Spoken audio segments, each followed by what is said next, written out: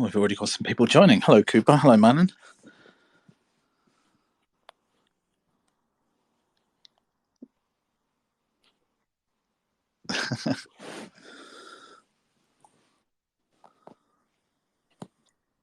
And hey, Cooper, Tom, how's it going? really great. Cooper, nice to have you on. Thanks for coming. Yeah, I appreciate it. Obviously a super exciting day. Oh, it's been such an exciting day from this morning till forever, I think. Yeah, or as Hedera would call it, Thursday. Absolutely. I think the whole week has been, a lot of fun. And again, as Tom just said, it just feels like another Thursday, I guess, for Hedera. I was making a few notes just before we started, and I've got 2 pages of notes of stuff that's happened this week. Okay, so we'll have 1 hour to get through all of those. I'd like to welcome Dill Leonardis from VCCESS. Hello, Dill. How are you? Hello, everybody. Hello, Elizabeth. Yep, it's pronounced Access just for short, but really appreciate everybody today. And Tom, Cooper, hello. Hi, it's nice to meet you, Dill. Yeah, you too. Really excited. A lot of great news this morning, and as we see, they're putting a lot of trust and effort into the DeFi and NFT space, and really excited to be building on Hedera. Well, we're very excited about it on our end, and I'm excited to see Credible Crypto in the crowd. Shout out Credible. I know. Hey, Credible. Tweeting about an NFT offering he's kind of scheming about on his end yesterday. So excited about that, and welcome. So, Access is a metaverse for the people, which is making NFTs inclusive for everyone, and it's built on Hedera, of course. And I guess you're launching on the 1st. Would you like to tell the community what you're all about? Yeah, totally. So I've been in space for quite a while, and essentially got into NFTs at the birth when William Entrikin and his crew created the ERC 721 token protocol. And initially, the whole concept was me helping a lot of my friends who were content creators try to figure out ways to generate revenue. Where initially it was like, let's take PewDiePie and wrap his like IP in an ERC20 token, but at the end of the day, it was like essentially trading securities. But when the whole like NFT thing came about, it was just super exciting because we can take the same type of creative IP and sell them as non-fungible goods and assets. For me, it was just really trying to figure out how to really kind of expand this into different markets and really grow it. But back in 2018, we realized that Ethereum just wasn't meant for microtransactions and scalability, right? And that's why a lot of people started focusing on layer 2 solutions. But this whole time, it was just we really wanted to be on the proof of stake layer 1 solution that offered security, scalability, and just really allowed us to help bring NFTs into a bigger audience. Because for right now, like when you look at it, we're really servicing mainly 2% of the market on Ethereum with NFT drops. But if we can onboard, mass audience, like the technology to scale and have that security layer on top of it as well. Well, thank you for that. That's really exciting news, and the NFT space is just going to explode. I'd also like to welcome Christian Hasker from Hedera, which the community is very familiar with. Hello, Christian. Thanks so much for stopping by today. Christian, are you there? Sorry, my mic was off. It's great to be here. I'm a little tired, not at my peak, but great to be here. Thanks for inviting me. Well, it's a great day for Hedera, and we're really happy that you could come and join us. And I'd also like to welcome... I'm worried because I asked everyone to prepare hard questions for me. My brain is fuzzy. That might have been a terrible move. Well, there may be some hardballs for you later on in the talk, so grab a Red Bull or something. And I'd just like to also say hello to Jim Nasser, who is joining us also. Hello, Jim. Hi, Elizabeth. Hello, community. Thank you for the invitation. Yeah, really spontaneous and happy to listen in and learn. Yeah, and Jim is the CEO of ACOER, which is developing blockchain software for the healthcare industry. And I don't know if you're familiar with Tom Screen, Jim. He's the co-founder and CTO of Everywhere UK, which does work with the NHS healthcare in the UK, monitoring vaccine temperatures. Yeah, I am indirectly familiar with Tom. We may have even bumped into each other at some point, though I don't recall, to be honest. Maybe at a conference, but yeah, really good to have you, Tom. And by the way, it is pronounced Acor, just in case you guys are wondering. Oh, I was. Thank you so much. No worries. It's great to talk to you, Jim. Maybe our paths will cross at some point in the near future. You never know when healthcare supply chains start to join up. I hear you, Tom. I was just in London last week, so hopefully next time I'm back in the UK, we can get together in That'd be person. fantastic. I'd really like that. Brilliant. Dill is with the Access, and he's only with us for the first 20 minutes. So let's talk about your project, and then we'll get into some of the great news with Christian. And I'm sure there's a lot of questions after today's wonderful announcements. I think that all the announcements were so special. I know the community would like to hear more from you, Christian. So Dill, your gold Gen Zero NFT is launching on October 1st, right? Yep. Yeah, I mean, it was a good way for us to kind of showcase the speed and security of Hedera. Plus, also for us, like the way that we see it is everybody talks about, Web3, and everybody focuses on the technology, but nobody really focuses on like the user experience, right? How do you onboard somebody by making them remember 12 seed word phrases, and like how do you onboard a 14, 15-year-old that plays Fortnite that doesn't have like a driver's license for AML, right? So for us, it's trying to be as inclusive and as user friendly as possible. Like, I don't ask you how many kilobytes of data do I need to send when I'm sending you an email. Like, I just hit send. And for us, like Hedera really provided the ecosystem and the platform using, even especially with a token service, to essentially launch kind of our version of the metaverse. And the metaverse for us is not like as much as I want to build Ready Player One, the metaverse for us is, both digital and physical. And what we've built is a bunch of tools that helps content creators, or just creators in general, have control over the distribution of their intellectual property, whether that's through physical items, digital items, physical to digital, and across marketplace, metaverses, and like play to earn experiences.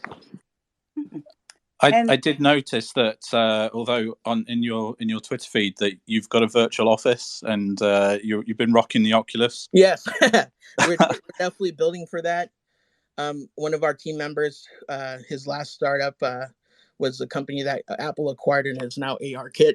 So we're really looking to play across, desktop, mobile apps, and XR devices. So it kind of could be a little bit Ready Player One, perhaps. Totally. Is that on the cards, do you think? Yeah, most definitely. I mean, like, I think the first iteration is like just a basic social marketplace that gets people onboarded and into this ecosystem of buying and selling and trading collectible goods as easy as possible. And, as we expand, it's like, how do you bring those experiences to like AR glasses, like Snapchat spectacles, or what Apple's building, and then even into like the Oculus world as well. And do you think that's how the NFT space is evolving? From, I'm guessing, if you were around from the beginning, then just sort of crypto kitties on Ethereum, and now we're talking. I mean, there's just an explosion really recently of artwork-based NFTs, and and then it sort of moving forward into mixed reality and virtual reality. And do you think that's a progression that we're going to see more of? Yeah, I mean, back in 2018, it was about, like you said, crypto punks, crypto kitties. I would say that the whole Beeple thing that happened earlier this year brought a lot of the art community and culture into like the NFT world, which is you have people like SNL talking about NFTs. But I think this third wave that's coming is really focused on utility. And I mean, Cooper and the Galaxy crew are doing a good bunch of that as well. It's like, how do you provide utility and access to influencers? Yeah. So I think utility and gaming are going to benefit a lot, especially with the music industry as well.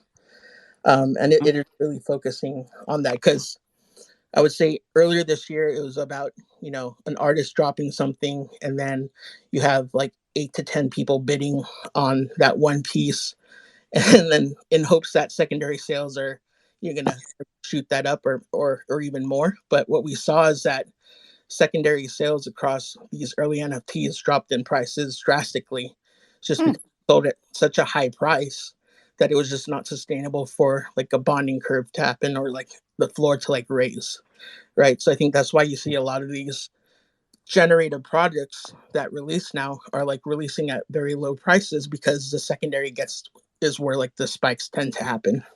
Yeah. And I suppose, we've been looking at, we've been talking about NFTs from the perspective of new content creation. Mm-hmm. But I'm thinking of, and I can't, whether it was, I think it's Toko, isn't it? Who is it? They're tokenizing real world art that already exists and bringing that in as well. And I guess that plays into the mixed reality of being able to sort of fractionalize ownership of NFTs. Yeah, no, totally. I mean, even with DLA Piper and one of Hedera's partners, like one of their first iterations was tokenized artworks as well. Yeah. I think we're going to see a lot of that crossover. And for the past 3 years, for me, I've actually been focusing on the physical to digital aspect, because, as a person that collects cars and sneakers and all these like artworks, like if I buy directly from a brand or a reputable seller, I know it's real, right? But once it hits secondary marketplaces like StockX, Real, and Goat, then it starts to be questionable, because at the end of the day, it's more so human authentication rather than like technology and blockchain saying that this is what that ledger says is real. I would also Yeah, I say that guess, it's kind of interesting that you saw DLA Piper use tokenized and fractionalized art as the first proof of concept on what is fundamentally a securities platform. I think that that's very telling for how DLA Piper and law firms of the world are looking at fractionalization of NFTs. But I thought that was very interesting. Yeah, and for us, kind of, I would say, it's like, how do you explain non-fungible token to an average consumer? Although I do love like where it's at right now and how much of a buzzword it is, I think for us as like a company, we're actually kind of flipping the switch on that and really focusing more so on the digital identity. So like what we call like our quantum fingerprint tags, which is like trusted and guaranteed, is just like a more palatable way to say NFTs to somebody that's just like not in this whole like crypto world that we live in. Yeah, and I'm also sort of mindful of the fact that when we talk about NFTs as well, in sort of my experience of that goes into the business world as well, and we talk about tokenization of other assets that isn't just artwork or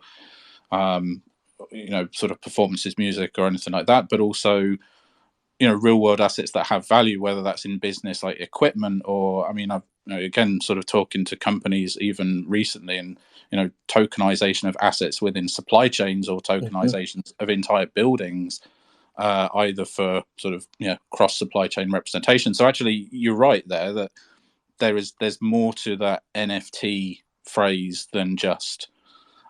It's sort of perhaps a bit of a funny question, but I wrote down earlier, I was like, why should we care about tokenized JPEGs? And I guess I was being a sort of a bit pointed with that question, and sort of thinking, are we looking at a bubble, or what's the substance underneath that? But I think you've already really got to that point, that actually there's a lot more to it than just the artwork itself. Although that is important, that's ultimately it's about the creators, but there's more to that technology application. There is.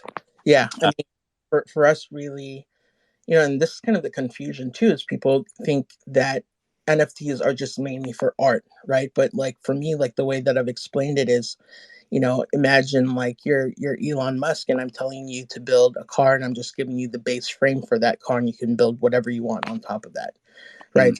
I see like medical records. I see, property titles being linked to NFTs. Like I think, in the future, maybe that notary business might be threatened by, the NFT market if things move in that direction. Yeah, no doubt. And I guess Jim can talk to the medical records aspect of that, right? Yeah, I apologize to interrupt, but actually, what you described is completely today. In fact, just yesterday I was talking to a client about this, and people, I think what NFTs have done of recent times and the notoriety has really opened up the imagination, particularly for entrepreneurs. As my experience, to really think about kind of other uses. So obviously we're in healthcare, and you may have heard we do quite a bit with consent. So really, when it comes to consent, and again, not to get into all the bits and bytes of this, but it's all to do with compliance, and of course, healthcare, like other industries, is highly regulated. But really, it comes down to authenticity. It's like, can you trust this? And because ultimately, you're making a lot of decisions, such as for patient medication or clinical trials, inclusion, exclusion, you name it. There's all kinds of use cases, but it's really about authenticity, and the more I think, and COVID-19 has really proven this, that there's a much more dynamic sense about what individuals, give access to and their rights and permissions, in the context of healthcare. And that's really what we're seeing. And so we see the opportunity very much, Tom, kind of in the world of like what I'm going to call like the everyday or the everyman NFT use case. So our role thinking and kind of driver is, how can we do it so it's completely abstracted?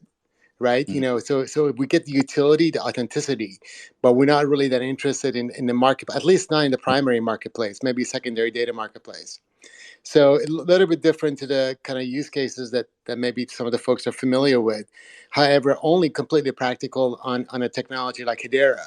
Can you even imagine trying to do it even with L2 on Ethereum? It will be nothing short of a farce. No, for sure.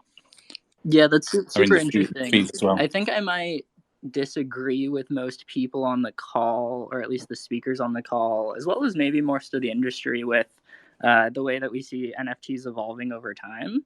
At least Galaxy, and I'm going to give a shout out to Paul Madsen, our new head of identity, who's in the call. Yay! I'm very excited about that. But I think we really do see NFTs as a nice vehicle for tracking ownership and actually the provenance of digital assets. I think as soon as you try to introduce the real world aspect of them, I think NFTs become, I guess, a less effective vehicle for the types of dynamic and rich relationships that you're looking to express.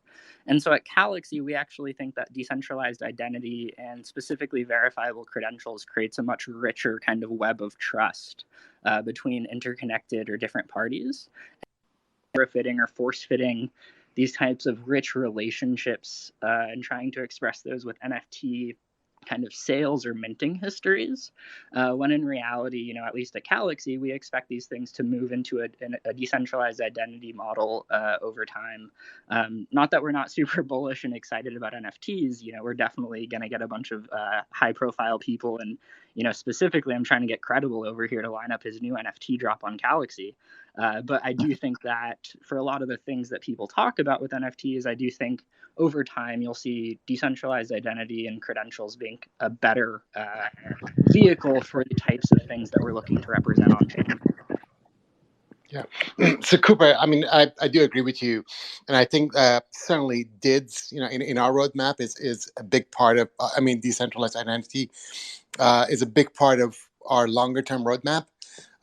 However, as you probably know, well, all of you guys most likely, DIDs and decentralized identity is nowhere near maturity at this stage. Even verified credentials is nowhere near maturity.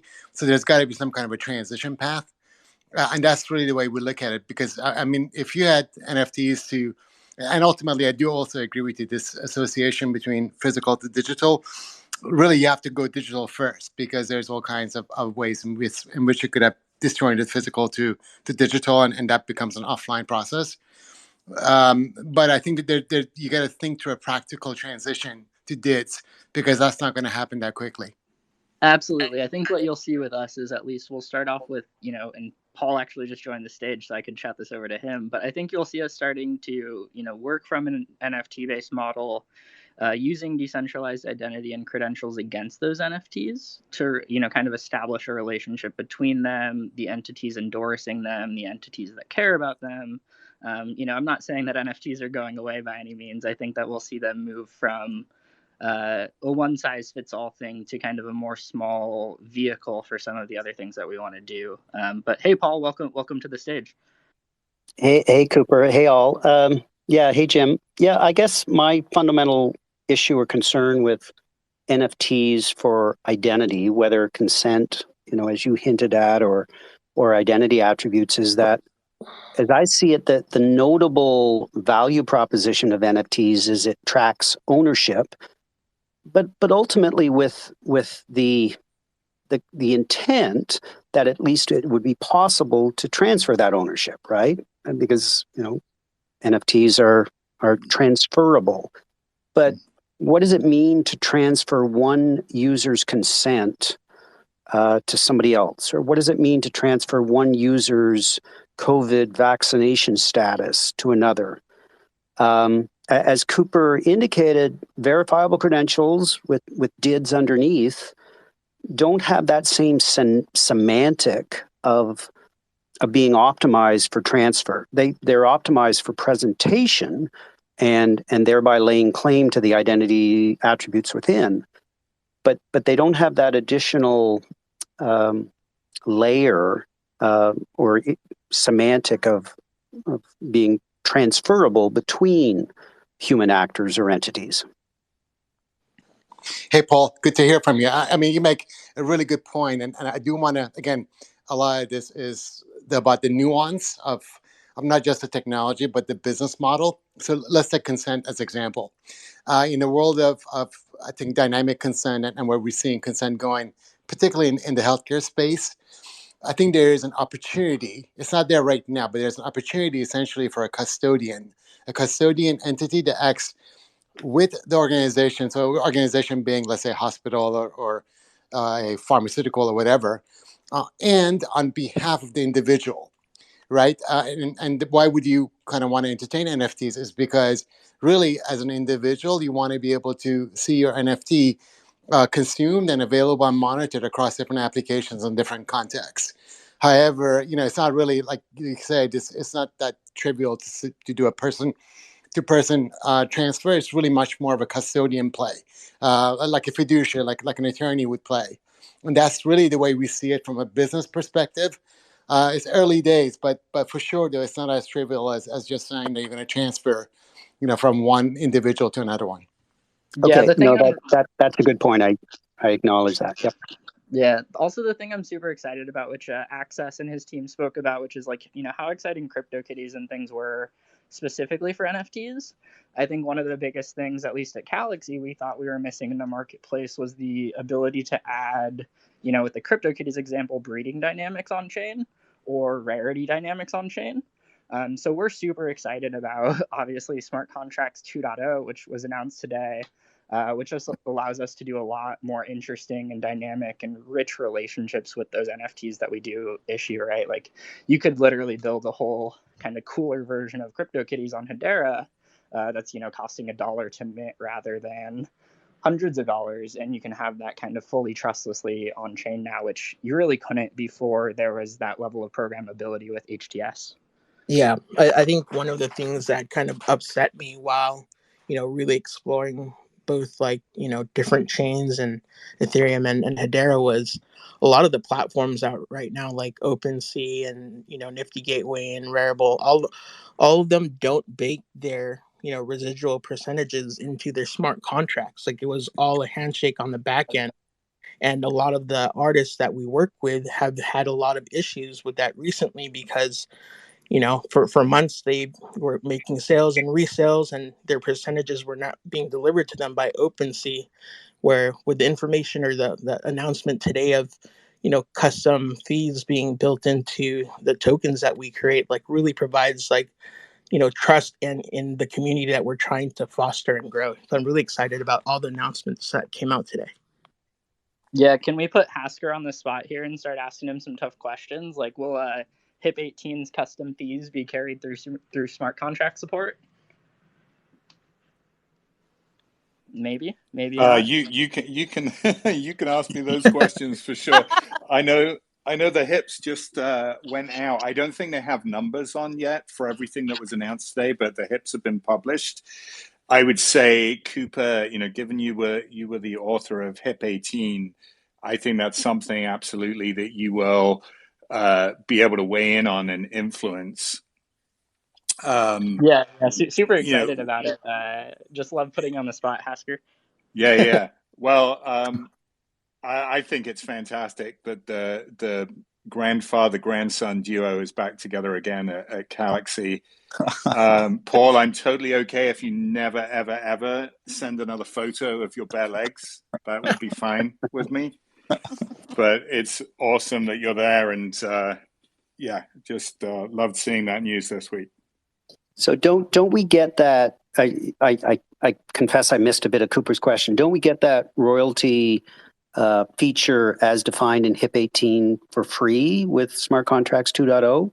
If the fee structure is defined on the token? I think it would probably come down to where they actually implemented the logic and transferability, because it could just be scoped to token transfers potentially. And it could be the case that after you deposit those NFTs or those tokens into a contract, the HTS token transfer logic that captures those fees doesn't get applied, which is why I ask. But obviously, it's something that we at the and it's the great thing about the HIP process, right? So yeah, you can drive that. I don't think people really appreciate what Lehman said today. That the innovations, a lot of the innovations you're seeing are being pushed by this community. Smart Contracts 2.0 is happening because of the community. So as Jim, you noted earlier, you can do. Did we lose Christian or is it just me? No, it's Christian. Broke up. Christian, you're breaking up a little bit. But I was about to tell Christian that I'm drafting a hip for my leg hair, but I. Well, I have one question for you, Paul. Sure. How is your tractor? It's a lawn tractor, to be precise. It's very good. Thank you. I didn't want you to get lost in the mix there. No, but I know. I'm upset that he appreciate that. I'm upset he already has a nice one because now I don't know what to get him for a hiring gift. Oh, we'll work it out, Cooper. Yeah, outside of maybe some calf implants or something like that, but we'll see. We'll see what works out. Can you get fairy dice for a lawn tractor? But I maybe did, that's a British want thing. to address the residual fees with Dill because I read that your platform is going to have built-in residual fees without smart contracts. Is that correct? Yep, that's correct. A lot of support there. Really appreciate some of the team on Hedera and their guidance through all of this. But for us, like it really is trying to make, everything as seamless as possible for only the creators, but also for the appreciators who, go and buy these collectible goods. And, for us, like it really is kind of building this 360 solution where, a music artist doesn't have to rely on a label, because when you sign up for a label, you take a loan up front, you spend all your time producing that music, and at the end of the day, they own you, right? Where you can send your music out to like a DSP company like Spotify and hope for those like 100,000s of views only to make, a couple $100,000, where we can kind of flip that model over like the other direction and have them release their music up front for a lower fee, just like back in the days when we used to buy CDs and VHS tapes, and really give them the value up front and allow them to create and have the value also go towards the people buying it as well. And I think that's kind of the shift that's happening. Going back to the earlier conversation is, before the value was only driven by the people creating, and now the value has to go back towards the people buying. And it needs to like go in both directions. Like we need to see everyone, enjoy this space and really foster and kind of create this new creative economy that's really being powered by like these DLT technologies like Hedera. So for us, it's really exciting. We can actually hold up to 5 terabytes of data on our tokens. We're looking at feature films, long albums, a lot of different content, and it's really exciting for what we're building on our space within the Axis like ecosystem, and we'll see what happens. So Dill, I noticed that you said you've got your 0.1 white papers coming out next week or soon. Yeah. So what's your kind of next steps? It looks like you're just getting started. Yeah. So we're gonna do our release in early October and start to release out to the community, the whole platform. But we've actually been working with 2 different major game publishers in this space, and we can't announce them today, but they'll be announced pretty soon. But we're looking to integrate, the whole collectible ecosystem within the new like gaming space as well. Wow, that's really exciting. And would you speak a little bit, Dill, about the perks that you're thinking of unlocking to certain people, or with purchases, or? Yeah, totally. The perk aspect is really, and I so super appreciate you concentrating on the users, the buyers of the NFTs, because that's not been spoken about before. Yeah, I mean, it's been one of those things where people just talk about, cash grabs left and right, but it really needs to be a shared, equal experience for both, like what we call creators and appreciators. So we have 3 different tiers of our membership. The lower tier, which is a gold one, you get access to like member only merchandise. My co-founder was actually the former owner and president of Forever 21. So with his background in manufacturing, clothes, and supply chain and fulfillment, we're merging that physical to digital aspect there with him. When we have events in real life, like you'll have access to those like lounges, like the different partners that we come and create. You'll get early access to those NFT drops, as well as like virtual meet and greets on the platform as well. And it's just a really good way for us to kind of give back, like you said, give back to the people that support us, right? Like we really want this to be a metaverse for the people. Like that's kind of like everything that we talk about as a company is, if NFTs is this generational wealth creation, like why are we not going into the inner cities and teaching, those kids how to like mint their NFT? Like everybody talks about it, but nobody's doing it. And I think with the easy ability to mint at a very low fee like provides us that opportunity. So we're really excited that we're building on Hedera. Like the whole like HBAR and HBarbarian community has been super supportive and nice to us, and we're really excited to grow with you all. So we welcome back Christian. If you Jim, did you have something to say?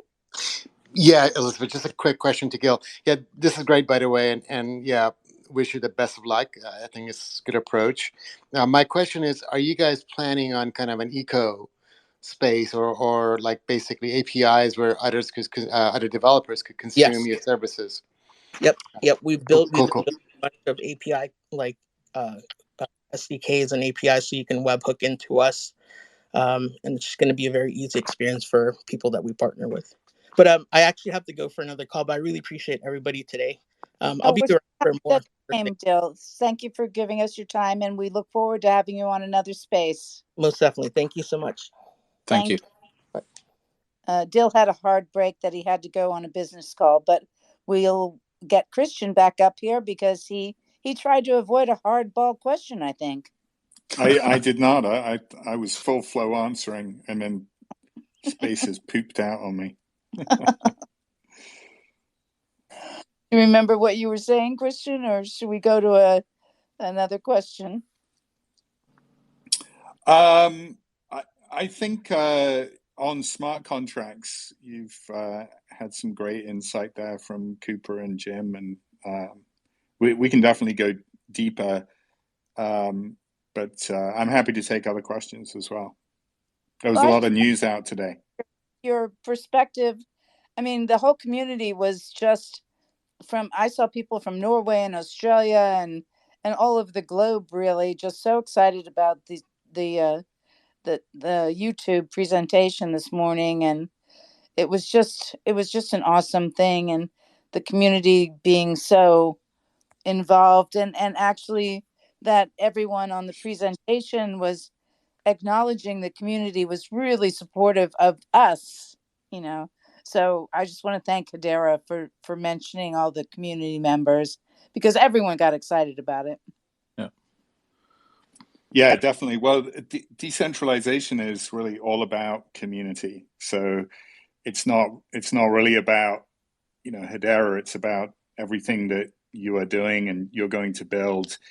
And the news today, but both of the big news drops are related to communities. So the council has been, engaged for months and months and months. They take decentralization very seriously, and treasury management very seriously. So how do you get HBARs into the market in a way that is going to be for the overall benefit of the ecosystem?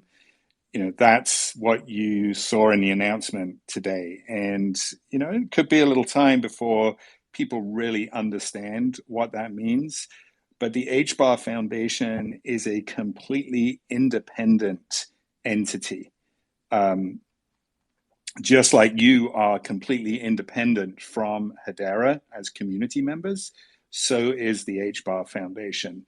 Hedera has no influence, control of the HBAR Foundation. And, that necessitated ensuring that the team at the HBAR Foundation is a top-notch team. And, I'd love just to talk a little bit about Shane, if that's okay. Absolutely. And because I know he's going to delve into the community. I think you should get him on in the future. So, I can't even remember how many months ago it was now. We were starting to think about this independent foundation and having to get a great exec team in place. So we all sort of came up with our lists of folks in our network. And I had the pleasure of working for Shane and with Shane for many years. I first worked for him in product marketing, and then we became peers at Quest Software. And so Shane was on my list of people to reach out to. And then he just texted me. He's like, I want to pick your brain about Hedera. I've been watching Hedera for a long time. I've bought some HBAR. I want to delve in deeply. I'm like, oh my goodness, you are not going to believe this. You are literally on my list to reach out to in the next few days. So that's sort of where it went from there. I mean, Shane has so much experience as a startup CEO.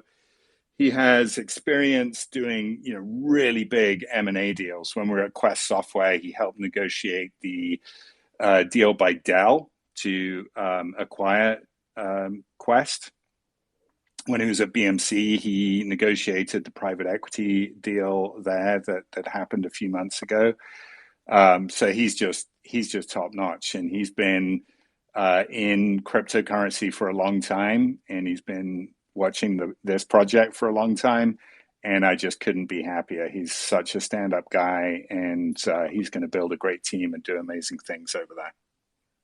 Well, his initial interaction with the community was really just lovely to see, and it was very genuine. I heard it as a very genuine expression of, devotion to Hedera and also to acknowledging the community. It was really nice to hear, Christian. Yeah, no, I agree. He's a stand-up guy, and they're going to be able to do things that Hedera just cannot do. I've talked a lot about that in the past. Our council member approach, our governance approach, our conservative approach with regulations. As the issuer of HBARs, we're very often hamstrung about what we can do. The HBAR Foundation will have a lot more free reign because they're not affiliated with Hedera, and that's just awesome. Go ahead, Cooper. What were you saying? I was just going to say that I'm glad that Credible and CoinMan got the shout outs on the live stream that they very much deserved from the new head of the HBAR Foundation. I think that was a good introduction to the community and really shows that he's ready to listen and, help out and grow the community. And HBAR to the moon. I mean, it was really special for him to even acknowledge that the community exists, Yeah, he obviously knows who we are, so that's good. Yes, it was great. He doesn't know who you are, Tom. No. I mean, sort of collectively. But... no, the important people listening are, not Tom. Yeah. But we'll have to send them an HBAR coin. Maybe HBAR to the moon can send them an HBAR coin. We'll get into them. Absolutely. I did also want to say hello to HGraph Punks, who is our official Hedera Punks NFT group. What would you like to tell our audience today, HGraph? Hey, yeah. Well, today is a pretty fantastic day with all the announcements, and I had actually a question for Christian about some of them for the smart contract 2.0. Is it a hardball question? Because we're not taking softball questions. I only throw hardballs, so okay. Yeah, I'm gonna try to make sure it's a little curvy too. So what we're trying to do is utilize a very well-known kind of format in NFTs to bring the understanding that there is a whole world where you don't have to pay $1,000 to get $200 NFT, which was a literal gas fee I didn't pay today on Ethereum. So in that, we want to build innovative systems for NFTs to demonstrate. And one of the things we want to do is be able to have staking of your NFT while also creating our own token inside of our ecosystem so that you can earn some of our token by staking your NFT. And the smart contracts 2.0 seem to utilize and kind of lean right into that, where it's saying, okay, we're going to combine both the HTS service and NFT service, kind of a Venn diagram. But can you speak to how a asset that is an NFT can be monetized or staked? Or, they were just talking about how you can use the value of an asset inside of a smart contract too that can facilitate through the token HTS. Can you just bring a little bit more light or technical understanding of how that might actually be executed? Yeah, I can, and then probably other folks can weigh in because their probably brains are whirring around this. But hardballs, right? You want the power of HTS to mint and manage your tokens and transfer those tokens, and then being able to bridge to the smart contract service and have all of that programmability. So if you want to lock up tokens and pay a yield on that and do DeFi, which it sounds like you absolutely want to, DeFi type things that you would do and see on other networks where you have to actually mint and manage the tokens in the smart contract as well. By sort of splitting off this architecture, you have absolutely the best of both worlds, so that you can have those super duper cheap minting and managing of the tokens, while things that take a little bit more computation but aren't not necessary to be invoked nearly so often can reside in the smart contract. And I think it's going to be fascinating to see the type of DeFi things that we just haven't seen on Hedera yet emerge very, very quickly. Now we have this architecture of HTS with very scalable, performant smart contracts with all the original functionality of the original smart contract service, which I know Paul can speak to more, which has some really cool things like binding arbitration. So the ability of people to hold the keys for those smart contracts and have N of M sign them to let's say you have a bug in your smart contract, the fact that you can use that binding arbitration to go and fix your smart contract. You just can't do that on other networks. And Paul, I'm probably forgetting many of the original promises there, but you've probably got them at your fingertips. So it's going to be so powerful to have this combination in the market. And could not be more excited. Okay, can I ask a more fundamental question? Like, what does it mean in the Hedera context to stake an NFT? When you stake something, to my mind, you're sort of nominating the thing you own to somebody else, and they gain the benefit, and eventually you profit from that, right? So what does that mean if you own an NFT, a punk? What would it mean to stake that to some other entity, and what would you gain? Yeah, so that's a space that's kind of getting developed right now, mainly with Ethereum. But there's an example, I forget the name of the website, but you can go and stake your crypto punk into the Ethereum pool, and then you're not guaranteed to unstake that punk. When you put it into that pool, you agree that if someone wants to pay 10% over its asking price, they can get your punk, and that's all. You'll just get Ethereum back. So that's like, it's a pool of crypto punks in a Ethereum staking site that people can put more Ethereum in than was already there to get one out, and then someone gets paid out. So that is one iteration of what a staking could look like. That's not our iteration. So we're inspired by VPunks and the way that they've utilized their internal tokenomics to reward users. And it's you stake your NFT, and in that you gain APY on the token of which that NFT was created. So for Hashgraph Punks, we're going to create Hashgraph Punk Coin, HPC, and you will earn yield on your HPC for staking your NFT. So that guarantees that the floor will go up because less people are going to sell because they're gaining more APY of this tokenomic. And then the second side of that, which is very interesting, is VPunks. Their VPU coin, which I'm assuming is VPunks. I don't know what the U is. Just the second letter in punks is actually like 5x what VET is on VeChain. So the VeChain actual currency is worth 11 cents, but if you go to the VeChain DEX, their coin VPU is worth 58 cents. And so that's a demonstration of how internal tokenomics on a chain based on demand can utilize staking to both rise the floor of the NFT and facilitate an actual payout to things that can be dexed off into stable coins for their users. So it kind of facilitates that community. It shows innovation on technology, and then it builds kind of trust in that this is gonna, these creators care about this price either going up or at least not bottoming out after I've purchased it. So a little bit more of a consumer. Paul, I think that this safety. also begs a really fundamental question about the differences of account-based architectures with the token service. So specifically the fact that your account and Hedera owns your NFTs.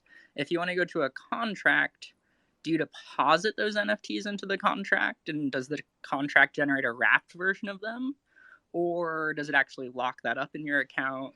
Obviously, because it's contrary to Ethereum's architecture where the contract itself is holding those NFTs. And not necessarily an account-based ledger. So it's kind of a different paradigm, and I'm super, super curious and also excited to work with the Hedera team on making sure that thing goes right. But it does seem like it is going to be an interesting discovery period as we figure out how those things work together.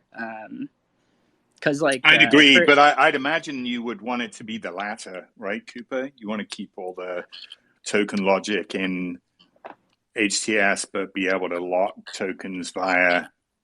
It's interesting though, because at Galaxy, we would love to be able to define a contract that acts as the token administrator for tokens. Mm-hmm. So the contract you'd be able to deposit USDC into, or a popular stable coin, and you'd get Spencer's branded coin out on the other side.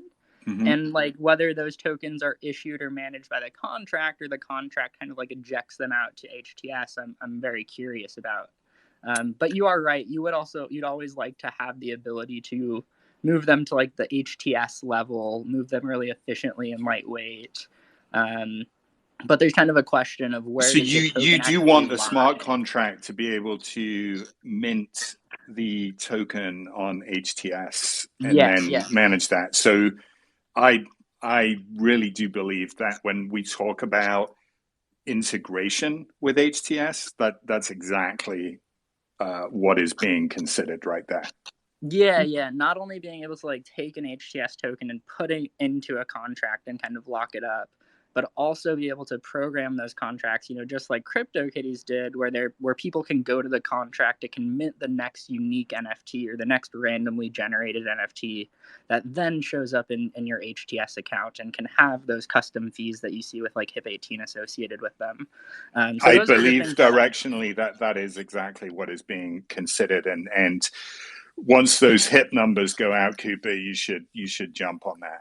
Oh yeah, don't worry. I have Jason Bug Bites on our team sitting in the background, just waiting, getting the GitHub notifications. Oh yeah. But I think awesome. I say this just because I'm so excited about kind of all the new opportunities that this unlocks.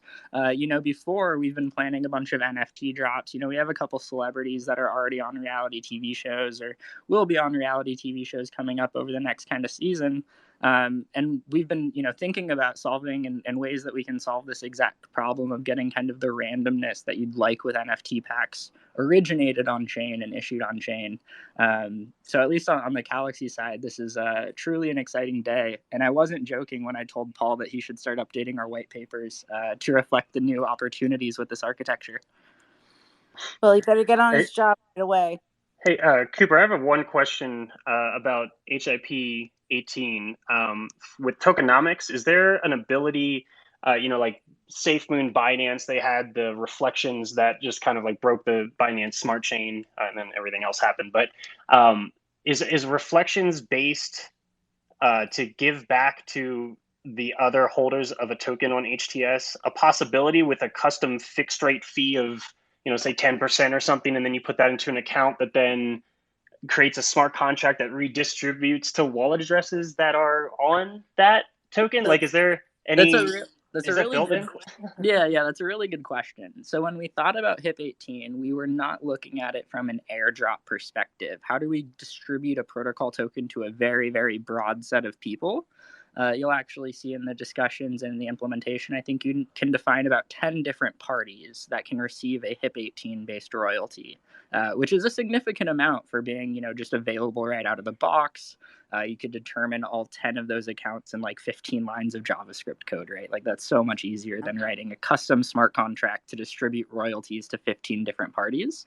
But you do bring up a good question, right? So in Galaxy's architecture, you'll see that we define a community-based account that's a public account on Hedera that constantly gets a percentage of those fees.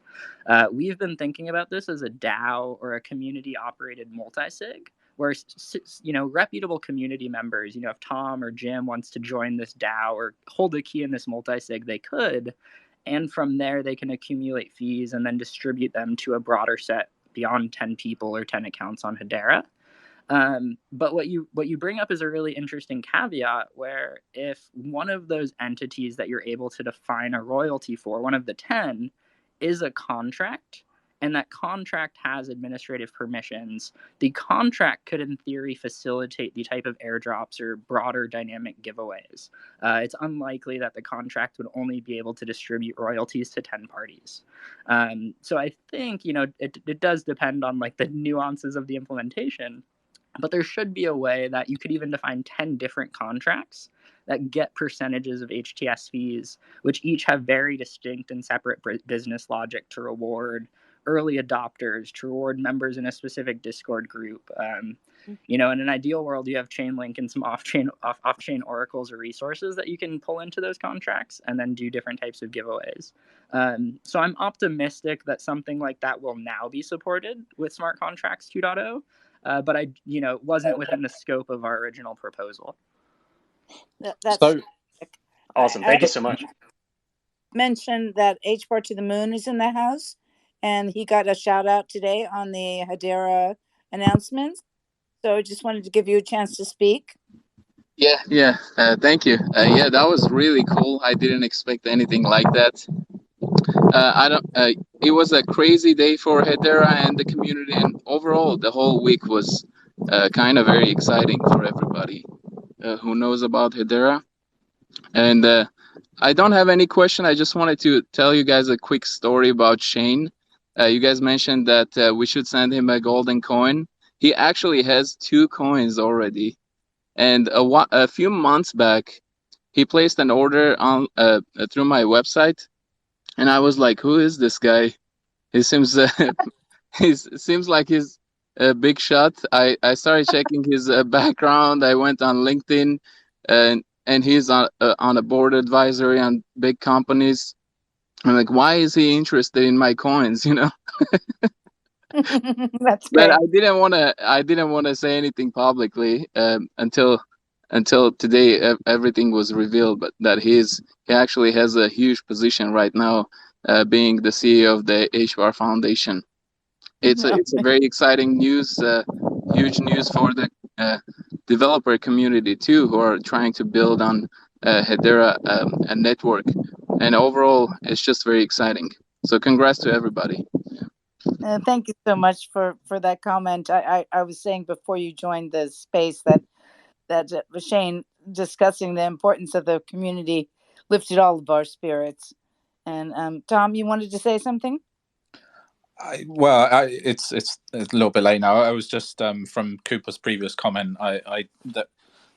There's a couple of things that strike me. One, I need to do a lot of homework on this. There's a lot that everybody's talking about that.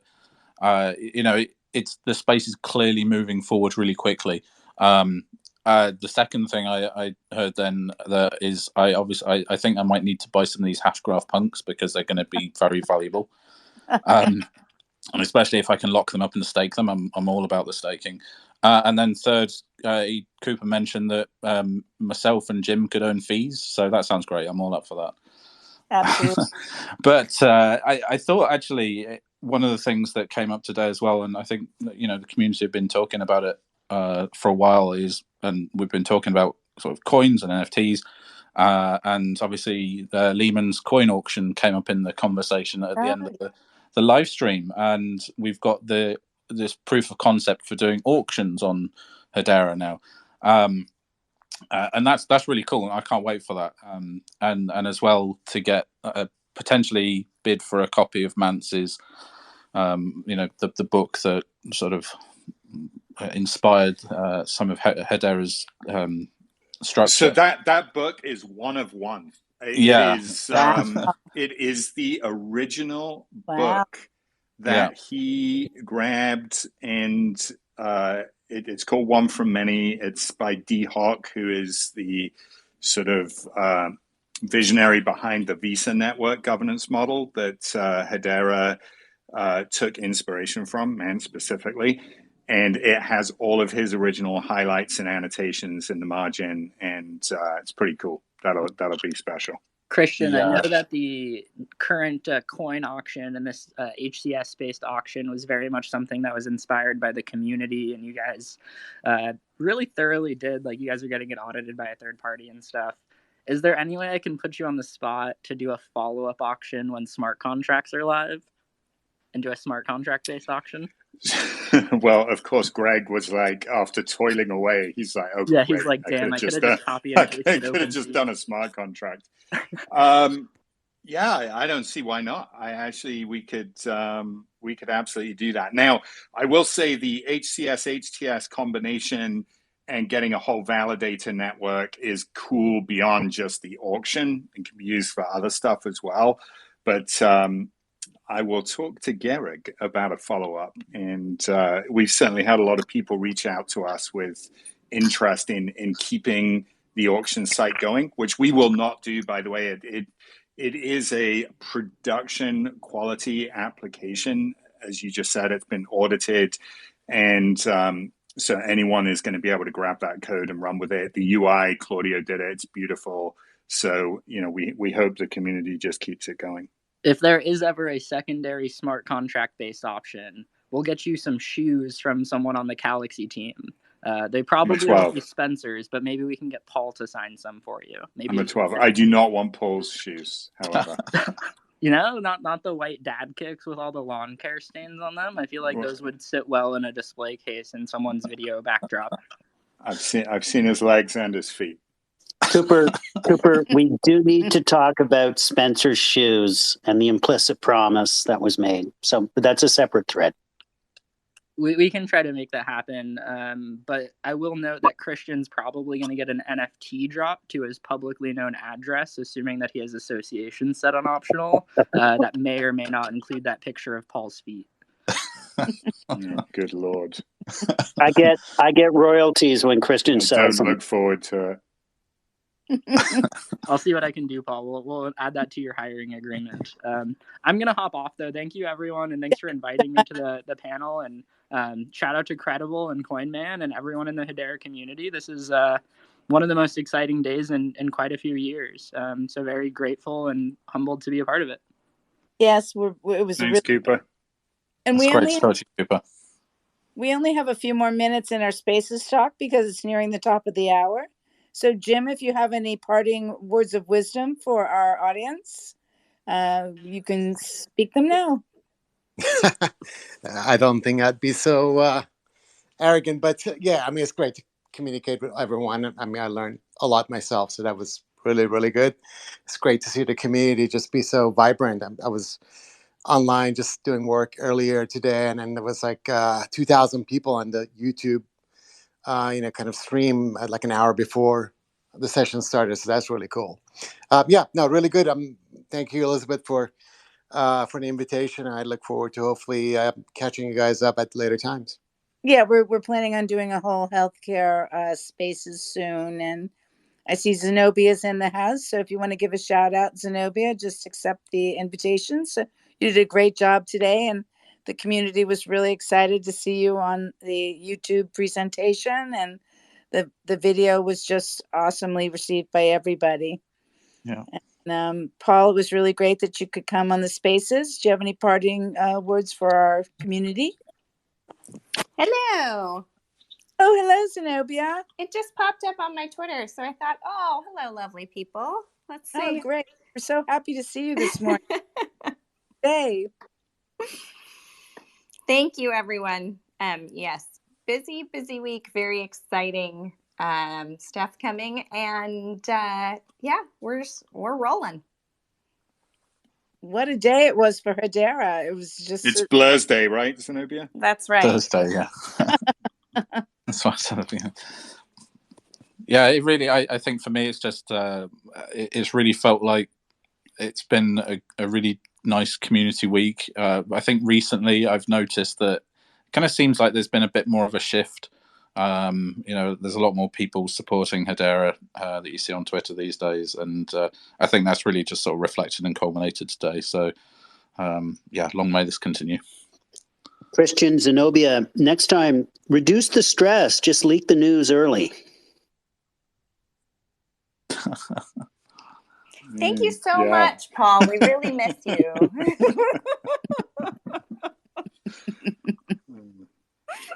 Well, there were little breadcrumbs all over the place. In all seriousness, though, we are excited to see what you guys are doing at Galaxy. It's so fun to watch this. I have a goal for us to be the PayPal mafia, but with a true ethos of do no evil. Well, wouldn't that be wonderful? That would be very cool.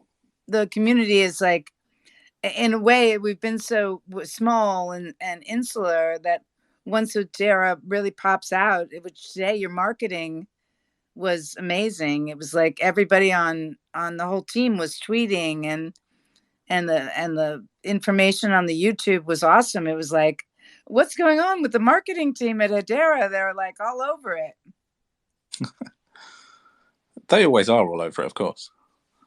But it was special today. It was very special. It was brilliant. Yeah, it's interesting with marketing. There's always so much activity that goes on in the background, and then once in a while it just all comes together in a big splash, an event like today, which is fantastic. We love it. Okay, we have one question from a community member. Drew, you want to ask a question, and then we're going to wrap this up soon. Drew, are you there? You want to ask your question? You have to turn on the mic. And if you're on the desktop, it's not going to work. It only works on the phone. Okay, well, I'm sorry, but I don't want to keep you all. I really appreciate Jim coming. Zenobia, it was great for you to pop in. Tom Screen was a fantastic co-host. And Christian, you know, the community loves you so much. And Coin Man, hello, and H-Graph. It was just like, it feels like we should have a party tonight. But we're having... Well, Elizabeth, you do such a good job with these. It's been awesome to see you just continue to grow them. So thank you so much. Oh, my pleasure. It's really the community that drives me in, and we're all in it for the H bars. And I coined a new hashtag. It's H bar road, H bar OAD. So let's go down the road, and we're driving it all over the place. Tom, that feels like it needs to be a song. Yeah, we could do. Well, who's Mance? Let's get Mance to do a song. It could be a play on. Is it Lil Nas X's Old Town Road? Maybe we could do a parody. Perhaps one for Zenobia and Christian to do. I think well, we have someone did want to see Shanty 2.0, so Zenobia, let's action this. Oh no, Zenobia, do you sing? No, apparently not well enough for this crowd. So I'm taking those talents elsewhere. Thank you very much. No. Well, we're going to end this Twitter space, and we're like thanks, 5 everybody. minutes over, but it was certainly worth it for a day like today. And we'll end it as we always do, which hello, future. And thanks for coming and go H-Bar. It's been an amazing week. And we'll see you all next Thursday. Thank you all for coming. Thanks, everyone. Thank you. Thanks. Bye-bye. Ending this space.